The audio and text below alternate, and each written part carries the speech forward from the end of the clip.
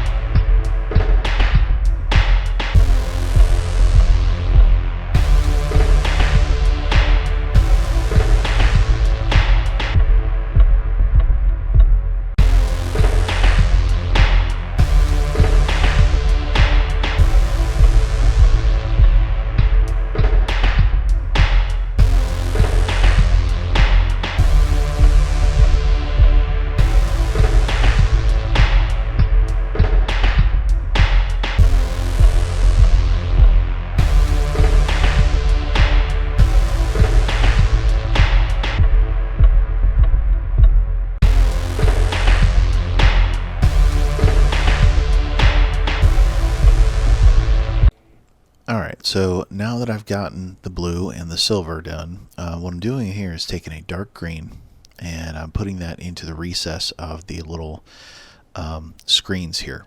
I'm being pretty careful with this.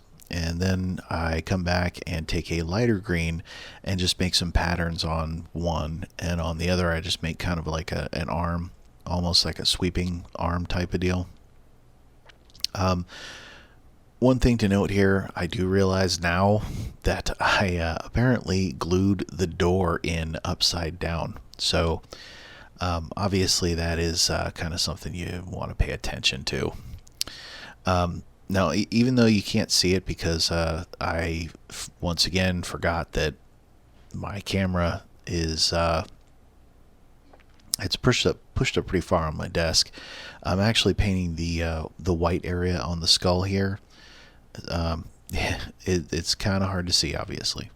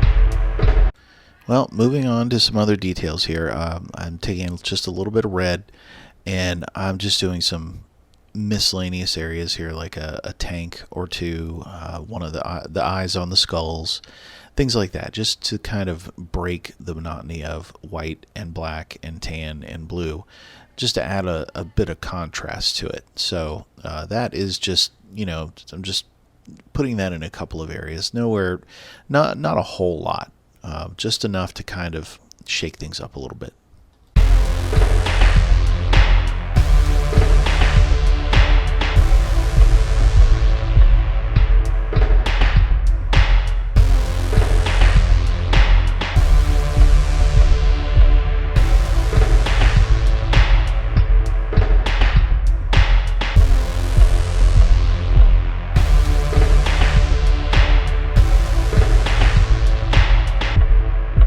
Moving on to my favorite contrast paint, now I'm putting some skeleton horde on the white skull parts that I just painted. That actually, in my opinion, skeleton horde is one of the best of the contrast paints because it really does bring out like the bone-like colors on the various like skulls and things like that. I really like the way it turns out. The thing is, you got to shake it really hard. I did not shake it enough in this case, which made things a little bit dark, but I don't mind so much. I like the way it turned out anyway.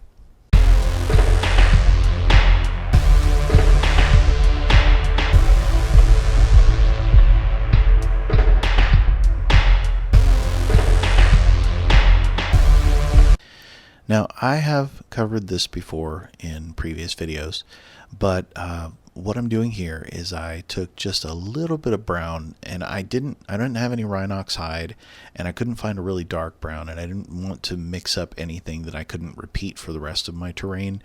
So what I'm doing here is I'm just taking some Mornfang brown, and I'm just lightly, very lightly sponging just a little bit on a couple of different spots just to simulate kind of a rusty type deal.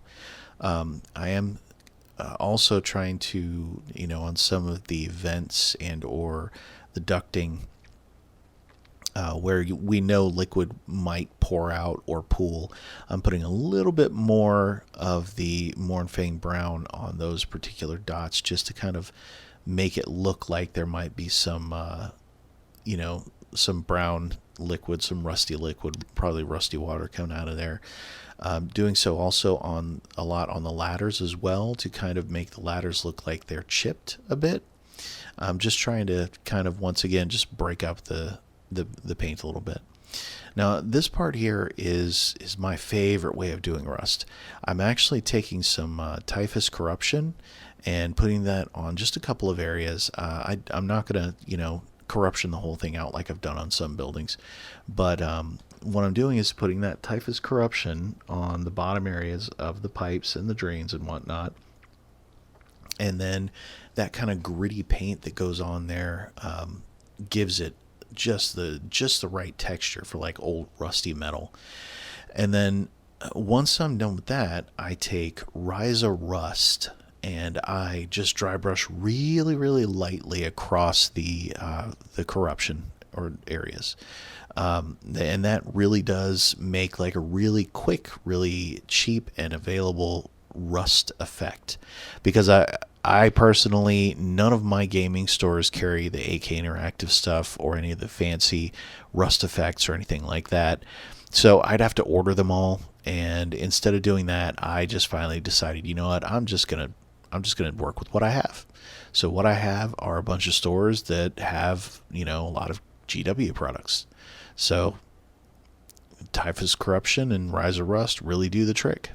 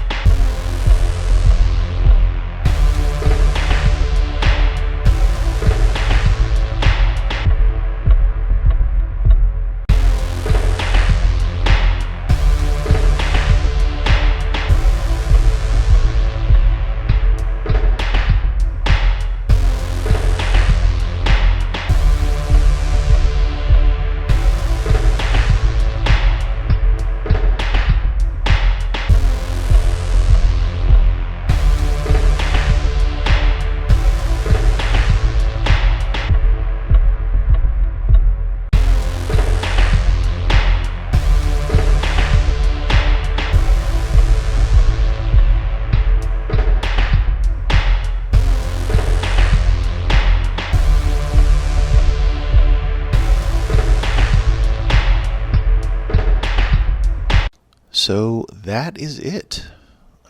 Perfectly grim-darked up Ferratonic Furnace.